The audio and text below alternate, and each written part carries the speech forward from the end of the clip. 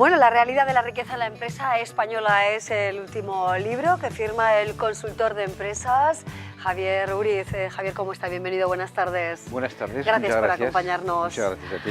Bueno, realidad del tejido empresarial navarro, con dos casos importantes estos días. Si nos fijamos en la actualidad nos lleva, por ejemplo, a hablar de la empresa Faurecia y también, por ejemplo, de la empresa Cosca. En Faurecia se ha llegado a un acuerdo y se habló de la posibilidad de que 199 trabajadores se quedaran sin trabajo, ¿no? Empresa ubicada en Burlada. ¿Cómo nos acercamos a estas situaciones tan difíciles económicamente en el panorama laboral navarro? ¿Qué valoración tiene la deslocalización de empresas e incluso el anuncio de una factoría como esta de desaparecer del marco laboral navarro?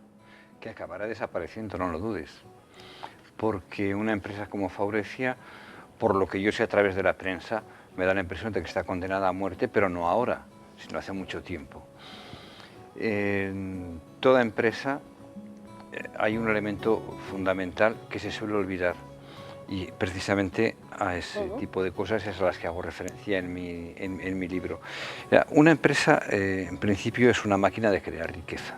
Una empresa, la creación de riqueza que hace la empresa depende directamente del comportamiento de los trabajadores y del comportamiento del mercado. Pero detrás de eso hay otros factores más importantes, que es el comportamiento de los directivos y del Consejo de Administración, que son finalmente quienes toman las decisiones, y el comportamiento de los trabajadores suele ser un reflejo de los comportamientos de los directivos.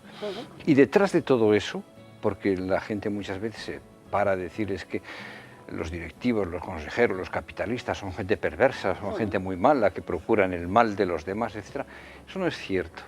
Procuran el bien suyo primero y de los demás después.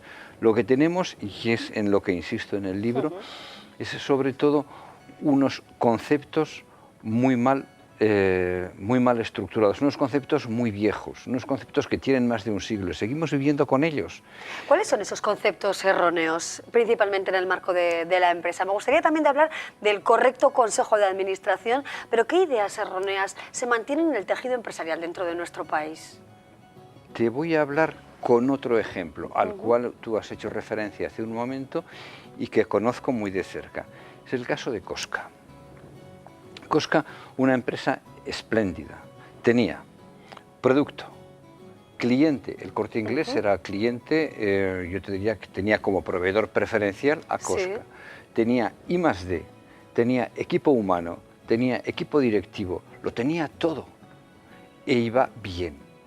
De repente el Cosca fue, abro comillas, comprada, cierro comillas, porque luego entraré en el concepto de comprar una empresa, fue comprada por unos inversores, creo que eran americanos, con alguna sede en Europa y sede central más próxima en Cataluña.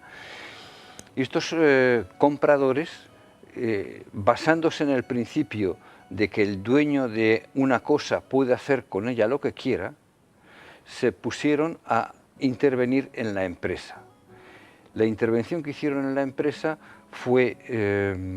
tuvo como consecuencia que esa empresa tuvo que cerrar. Entonces, ¿qué hay como base que puede sostener este hecho? La idea de que el propietario puede hacer con su cosa, es decir, con la empresa, lo que quiera. ¿Qué es lo que digo yo? El propietario, primero, no existe. Y segundo, si existiera tampoco podría hacer con la empresa lo que quiera. Pero la empresa trasciende, es mucho más que el accionista. La empresa es un conjunto humano, sobre todo con un proyecto importante. Entonces, en Faurecia yo creo que ha fallado el proyecto. En Cosca lo que ha fallado ha sido que unos que han venido de fuera se han creído propietarios de un proyecto del cual no lo eran, porque la empresa, insisto, no tiene propietario, y esa es una de las claves importantes de este libro. Y si actuamos con principios erróneos, llegaremos a conclusiones y a comportamientos erróneos. El valor de la plantilla, de los trabajadores en el marco de una empresa. Háblenos de esa idea, el valor de sus recursos humanos. Vamos a ver, los trabajadores son el elemento que dentro de la empresa hay muchos factores que pueden contribuir a que se vaya mejor o a que vaya peor. El más directo son los trabajadores. Hay un concepto que yo desarrollo que es el de aportación de valor. Si a ti te incorpora a esta empresa Navarra TV la dirección de esta empresa, es porque espera que tú hagas una importante aportación de valor. Entonces hay un intercambio, una especie de intercambio de cromos. Tú das valor a la empresa y la empresa te da valor a ti. Te da valor a ti de dos maneras. Por una parte te da dinero y por otra parte satisface tus deseos, tus expectativas de ser alguien, de triunfar en el mundo de la imagen. Si no hubiera Navarra TV, pues es posible que tú no tuvieras estas opciones y que sí te las está dando. Entonces el trabajador es la persona que principalmente está aportando valor y está aportando valor de unas principalmente con sus conocimientos, con su capacidad de tomar decisiones, con sus capacidades sociales, con su capacidad de innovación, etc. Y este es un concepto muy mío. Yo creo que he sido de los primeros en acuñar el concepto de aportación de valor por los trabajadores y sin duda he sido el primero en medirla. Javier, si hacemos una radiografía del tejido empresarial de nuestra comunidad y también de nuestro país, ¿cómo queda Navarra, ¿no? en esta situación? Hay quien dice, hay voces que hablan de que nos debemos parecer más al concepto de empresa del norte de Europa. ¿Cómo lo ve usted? Al norte lo va mejor que al sur. Y en España también, al norte lo va mejor que al sur, por lo tanto, bueno sería mirar al norte mejor que mirar al sur. Hay muchas ratios que dicen que Navarra está aceptablemente bien sobre todo en renta per cápita, en empresas. Pienso que Navarra tiene un gran déficit de empresa propia. La empresa propia que tiene, la empresa surgida dentro de Navarra, suele ser unas empresas pequeñas y poco ambiciosas. Las empresas importantes, la mayor parte de ellas son multinacionales. Puede pasarles lo que le ha pasado a Faurecia, que en un momento dado quien tiene la capacidad de decisión decida: esta empresa en este momento, en este sitio no me interesa, y no se esfuerce más, simplemente la abandone. ¿Qué papel juegan los políticos en todo esto, ¿no? En esta situación, a la hora también de resolver conflictos como este que se ha planteado en Faurecia, aquí en Burlada, ¿no? En la planta de Burlada? La intervención de la clase política, del gobierno a la hora de mediar, ¿no? Entre ambas partes. ¿Qué valor le concede a esto? Hombre, mediar siempre está bien. Lo que pasa es que la actuación del político es un poco como el cura que te llevaba el viático. Te va a ayudar a bien morir o tal vez a alargar un poco más el tiempo de vida y al final a que mueras de una manera pues algo más digna, pero no va a permitir que la empresa reviva. El político nos está haciendo creer que él es capaz de generar puestos de trabajo. Eso es radicalmente falso. Los puestos de trabajo los generan los empresarios, punto. Pero es verdad que los políticos en precampaña electoral van dando sus datos, ¿no? De cuántos puestos de trabajo voy a poner en marcha si obtengo el respaldo de la ciudadanía. Ante ese planteamiento... Y detrás está el mensaje subliminal de que soy yo quien crea esos puestos de trabajo. Nos están engañando. Están pretendiendo hacernos creer que son y que hacen lo que ni son ni hacen. Dedico un capítulo a los políticos al final. Entonces yo te diría que hay nueve puntos, me parece que son. Y de esos 9 puntos algunos son cosas que los políticos hacen y que deben hacer. Hay bastantes cosas que los políticos no hacen y deberían hacer. Y la mayoría son cosas que los políticos sí hacen y no deberían hacer. El caso, por ejemplo, de las cajas de ahorros es evidente. Los políticos entraron en las cajas de ahorros, se metieron a banqueros y el desastre que ha tenido la economía nacional a cuenta de ellos pues ha sido muy importante. Que los políticos yo creo que tienen una misión en la cual no piensan, y yo es en lo que insisto que no hacen y deberían hacer. Mira, una empresa es sobre todo un conjunto humano. Las empresas hoy ganan dinero sobre todo porque los trabajadores aportan iniciativas, aportan buenas maneras de trabajar, etc. Para que los trabajadores puedan hacer eso, la sociedad ha formado a esos trabajadores. ¿Sabes cuánto vale la formación de un trabajador? Te vas a quedar asustada. Un trabajador que no haya ido a la universidad lleva una mochila de coste que la sociedad ha pagado para que él pueda trabajar en ese nivel de 100.000 euros cada trabajador. Si multiplicas unos 7.000 euros que da como dato el Ministerio de Educación, que cuesta la educación de cada chico, y lo multiplicas por unos 15 años que van a la escuela, al final te salen más de 100.000 euros. Si ha trabajado si ha pasado por la universidad, el coste se puede disparar a 140 y 150.000 euros. Esa es una deuda que la empresa tiene con la sociedad y tiene la obligación de rentabilizar ese capital que la sociedad está poniendo en sus manos. Y la gran obligación del político, y en esta no piensan ni de lejos, y es la principal que tienen, sería exigir en nombre de la sociedad a las empresas que rentabilicen, que confíen a sus trabajadores, a sus empleados, que les confíen tareas de un nivel importante como para que ese esfuerzo enorme... Tenga un retorno, ¿no? Exactamente. Realmente. Pero ¿cree usted que los políticos están preocupados u ocupados en esto? En absoluto, de ninguna manera. Y ese yo creo que es su gran pecado. Y esa es una de las tesis importantes que yo apunto en el libro. El político lo que tendría que hacer esto es, en nombre de la sociedad, exigir a las empresas, yo te he dado este talento.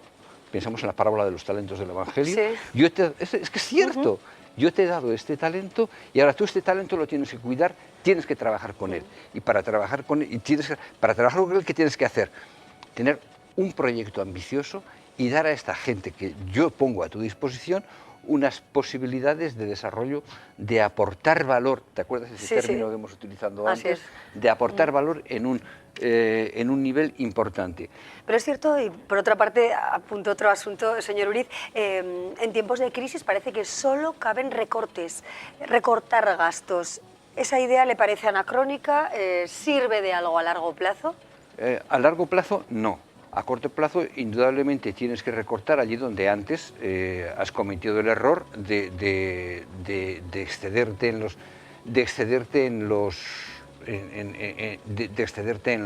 los gastos. Yo te diría, y hay un periódico que lo ha recogido, que preocuparse solo de los costes, yo creo que eso es propio de gente mediocre.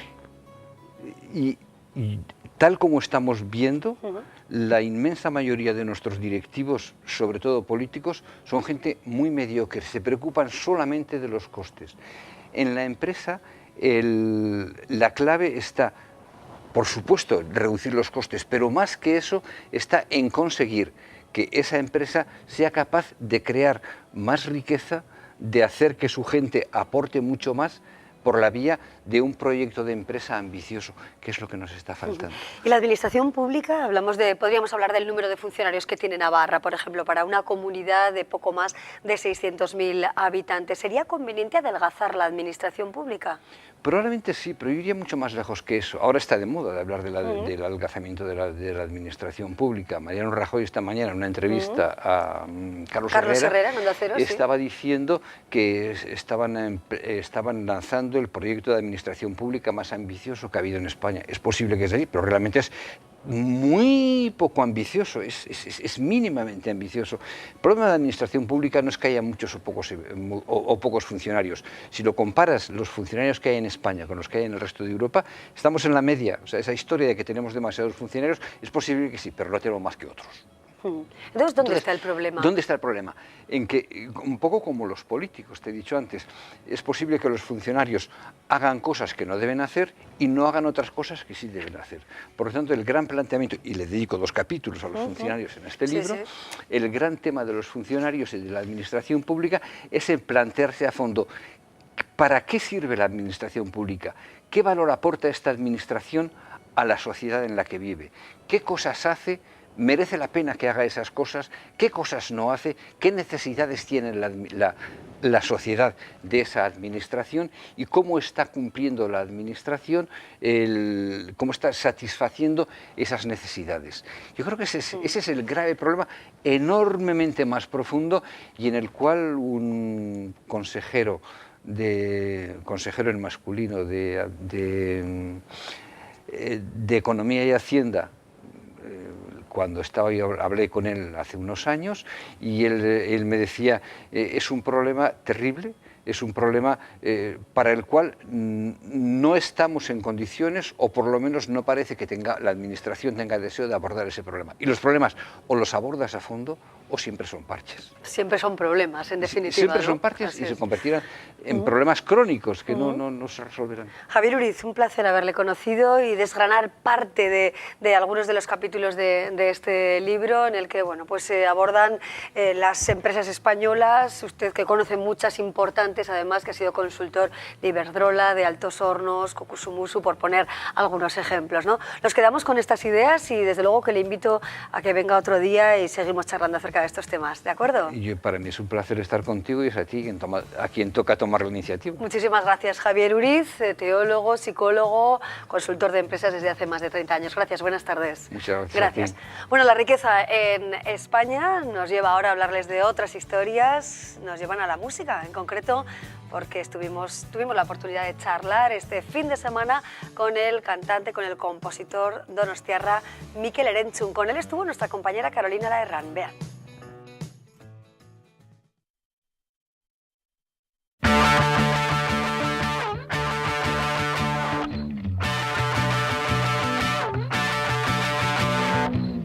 Corazones es mi nuevo disco. Es un disco que sale en un momento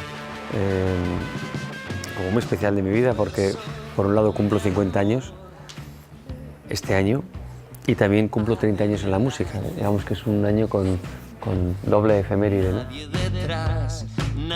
Es un disco que nace a raíz de un susto que tuve hace un par de años con el corazón, que me llevó al hospital, me llevó a la UBI y bueno, me hizo pensar en muchas cosas, ¿no? Y estando allí en la cama del hospital nació la idea de este disco, ¿no? La idea de hacer un disco que hablase exclusivamente de mí, un disco que recorriese un poco todos los sentimientos que le invaden a uno cuando piensa que se puede morir.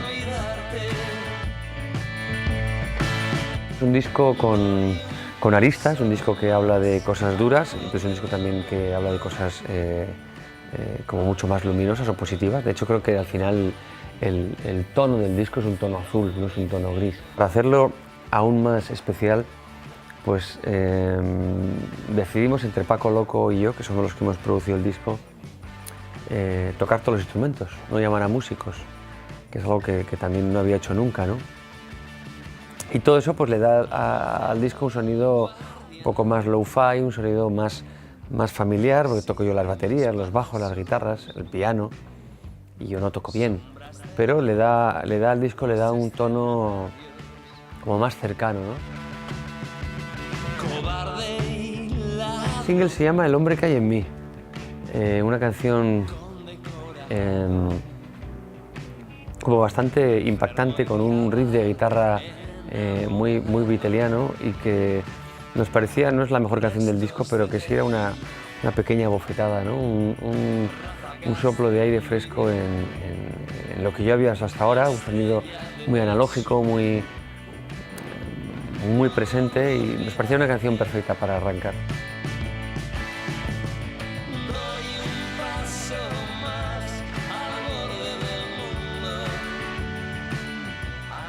Es increíble llevar 30 años. O sea, yo cuando empecé hace 30 años nunca me imaginé que iba a tener una carrera tan larga, ¿no? De hecho, me acuerdo de las primeras entrevistas de Tuncandú, cuando nos preguntaban a qué aspirábamos. Digamos, no queremos ser carne de un disco ni de dos, ¿no? Queremos tener una trayectoria larga. Pero entonces por larga nos imaginábamos 10, 15 años, ¿no? Y de hecho no es muy normal en España, dentro del mundo del rock, carreras tan largas, ¿no? Ahora empiezan a pasar porque ahora hay una generación que se ha estirado, ¿no? Pues Loquillo, Bunbury, Los Secretos.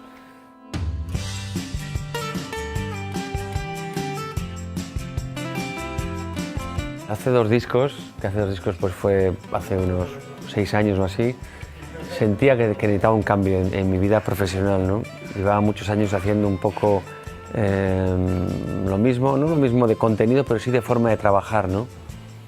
y necesitaba cambiar de todo. Entonces hice un disco en directo para despedir, digamos, el Mikel Erentzun más reconocible, un disco que se llama Tres noches en el Victoria Eugenia, y ahí cerré una etapa, ¿no? Y el siguiente disco fue un disco que rompió totalmente con lo anterior, un disco donde no había nada de rock and roll, todo baladas, un disco con canciones muy largas, un disco que premeditadamente no sonaba en las radiofórmulas, me alejaba un poco de ese mundo más joven y me metía ya en un mundo pues, más adulto, ¿no? Y con ese disco empezó una nueva etapa que espero me lleve muy lejos, ¿no? Uno no puede seguir toda la vida tocando 100 gaviotas, ni puede seguir toda la vida moviéndose en donde yo me estaba moviendo, ¿no? Hay un millón de recuerdos en mi cabeza, ¿no? Aunque te diré que con la edad, no sé si es el Alzheimer o qué, pero uno empieza a olvidarse de las cosas, ¿no? Y quieres agarrarte a un recuerdo y de repente notas que se te escapa, ¿no? Pero sí, tengo todavía, hay cosas que se han quedado para siempre, ¿no? Por ejemplo, recuerdo muy bien cuando escuché por primera vez una canción mía en la radio, ¿no? En mi casa, con toda la familia, como en las películas. Bueno, os va a sonar hoy en la radio a tal hora, ¿no? Era la noche en Radio 3. Y estábamos todos ahí pendientes. Ahora viene, porque entonces no había ni móviles ni nada, pero estábamos todos como muy avisados, ¿no? Momento muy bonito.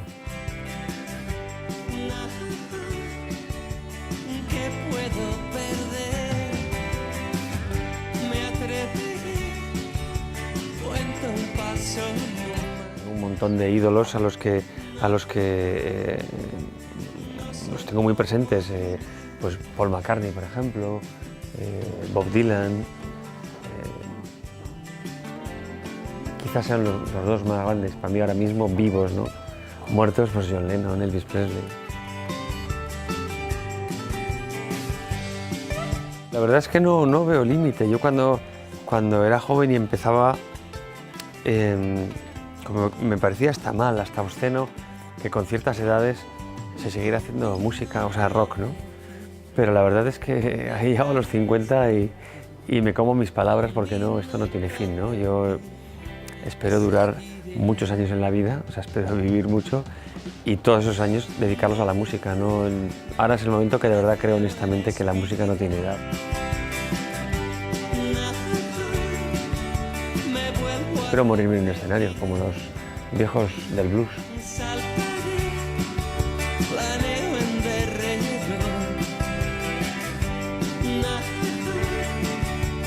No soy como tú, llegaré solo hasta alumbrar. Nada que puedo perder, me atreveré, cuento un paso más. Nada, no soy como tú.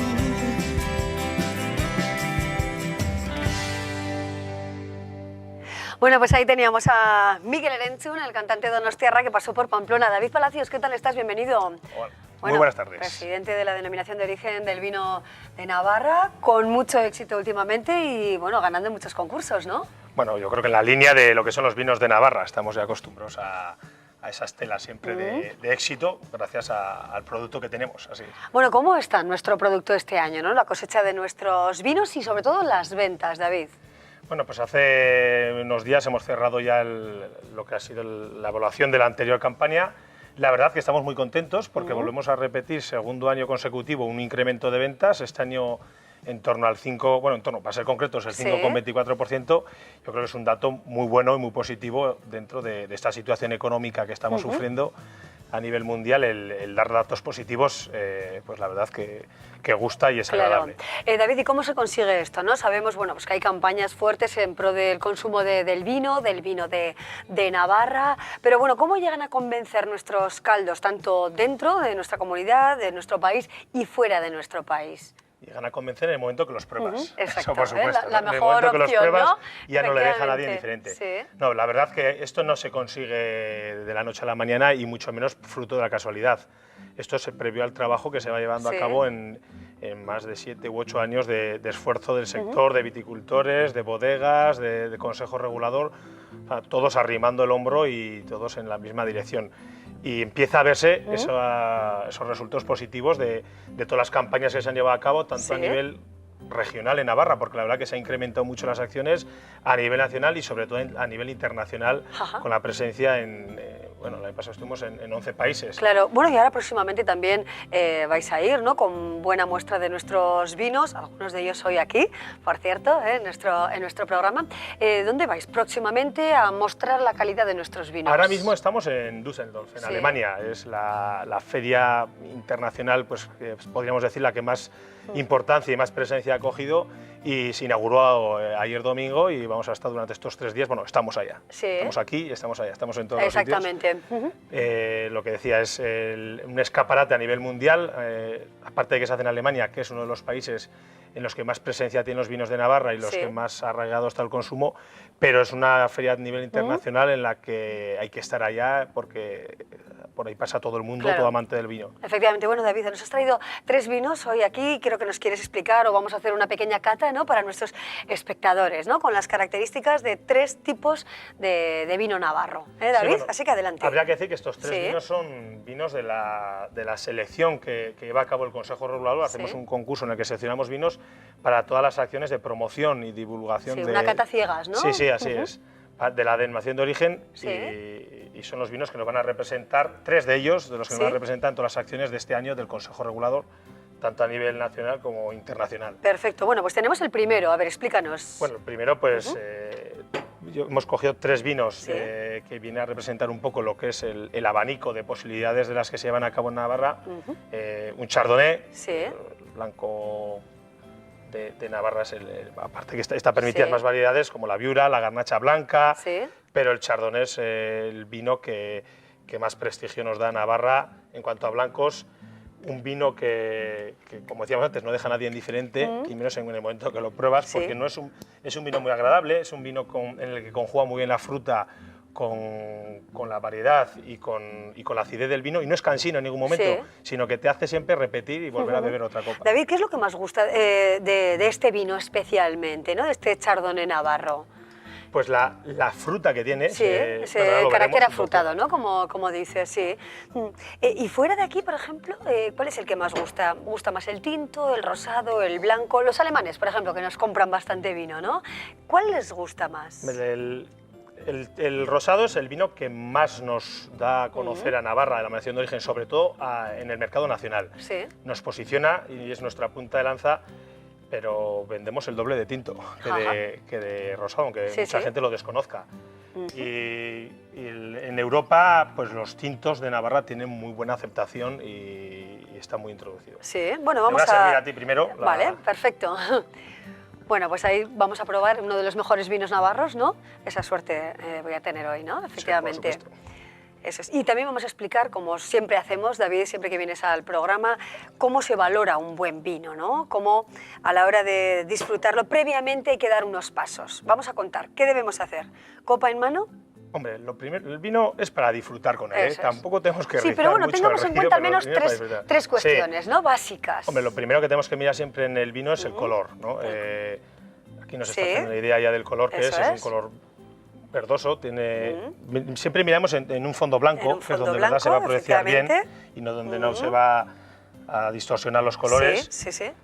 Ya nos está diciendo que es un color, es muy elegante, un color muy limpio, con esos toques verdosos. Luego pasaremos siempre a nariz. Eso es, tenemos que oler, ¿no? Sí. Y aquí es donde vemos la fruta que comentamos antes, nota mucha, es muy frutal. La gente tampoco no hay que hacer un examen cuando vas a beber un vino. No, claro que no, pero bueno, conviene tener en cuenta algunas pautas. Conforme vamos avanzando en el mundo del vino, ¿verdad? ya nos irá despertando esa curiosidad, pero a la gente, y sobre todo a la gente joven, no hay que ponerle enfrente una copa como si le irías a examinar en la universidad. Efectivamente, algo más relajado, efectivamente. La gente joven pero tiene bueno, que está bien, disfrutar. eso es, conocer un poquito el aroma, ¿no?, y saber percibirlo, y después probarlo. Nos está diciendo que eso que es un vino, como lo has podido comprobar tú, muy frutal. Sí, efectivamente. Tiene unos toques a fruta tropical, piña, que es muy típico de la variedad Chardonnay. Eso es. Y luego, bueno, y lo luego, probamos, pues, ¿no? Lo mejor es beberlo. Venga.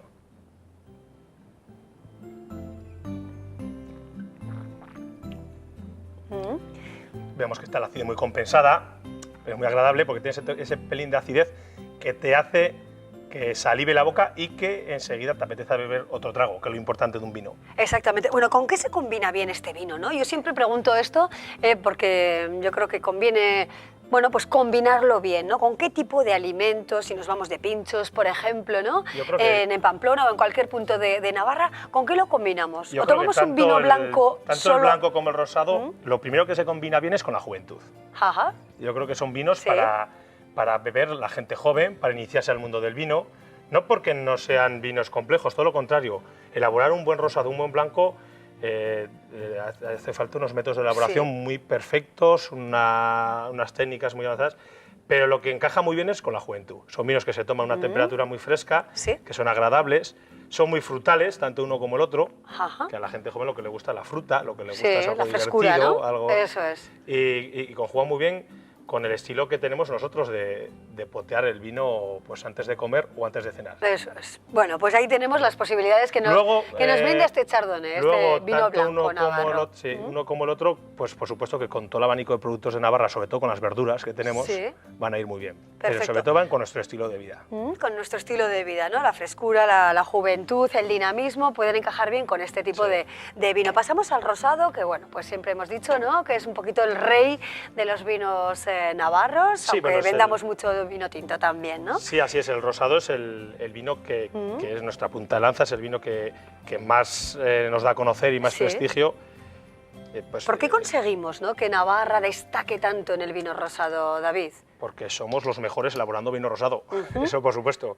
Pero ¿cómo en hemos Navarra llegado, ¿no? a ese punto de calidad, Pues de mira, extra? Este color que tiene el vino de rosado de Navarra no lo tienen todos los rosados. Y esto es debido a que se elabora 100% con uvas tintas ¿Sí? y también se elabora única y exclusivamente por el método de sangrado. Son dos cosas Perfecto. muy importantes, porque mucha gente dice, como no tiene color, pues puede ser mezcla de blanca o tinta. No, no, no, es Sí, 100% uvas tintas. Muy bien, bueno, vamos a aligerar porque se nos escapa ya casi el tiempo y queremos probar también el vino rosado, seleccionado como uno de los mejores caldos, ¿no? Hemos probado este vino blanco excelente, doy fe de ello, la verdad. Y ahora vamos a probar el vino rosado, ¿no? Que nos va a representar fuera de Navarra, en España y en el ámbito internacional, ahora estos días, en esa feria en Alemania, con una apuesta clara, ¿no? Además de Alemania, ¿qué otro país destaca por bueno, saber apreciar la calidad de nuestros vinos? Principalmente, ¿no, Bueno, a David? nivel europeo, el mercado en el que más presencia tienen los vinos de Navarra son Inglaterra, Sí. Alemania, Suiza, Holanda, y luego China y Estados Unidos son dos países emergentes en cuanto a consumo del vino y además consolidándose y se está creando una cultura Sí. del vino y con ganas de probar cosas diferentes, con vinos en los que el perfil del vino de Navarra tiene muy buena Sí. calidad. Bueno, si hemos dicho que el vino blanco encaja bien entre la población joven, el vino rosado, ¿hacia quién se dirige, no? Lo mismo, hemos comentado que son dos vinos que para introducirse en el mundo del vino son perfectos, porque además te introduces con un producto de calidad. Eso es. Bueno, hemos visto ya el color espléndido que tiene este vino rosado. Vamos a olerlo para ver Sí, cuál es su calidad, ¿no? Decíamos eso, que el color es debido a la elaboración también, que se elabora por el método de De sangrado. sangrado, No se efectivamente. presiona, sino que únicamente nos llevamos lo mejor del vino. El propio grano se estruja y te lleva la esencia de la uva. Sí, bueno, lo catamos finalmente.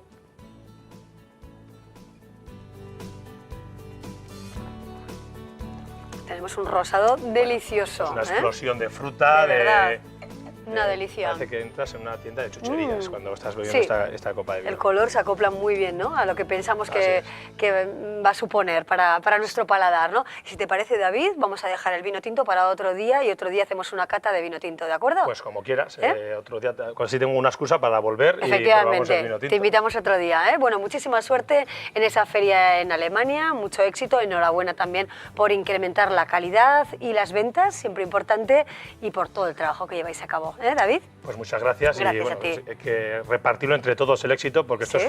es por el trabajo de todo el sector. Pues enhorabuena, por supuesto, a ese sector vitivinícola navarro. David Palacios, el representante del vino, podríamos decirlo así, de Navarra. Nosotros ahora seguimos con más historias.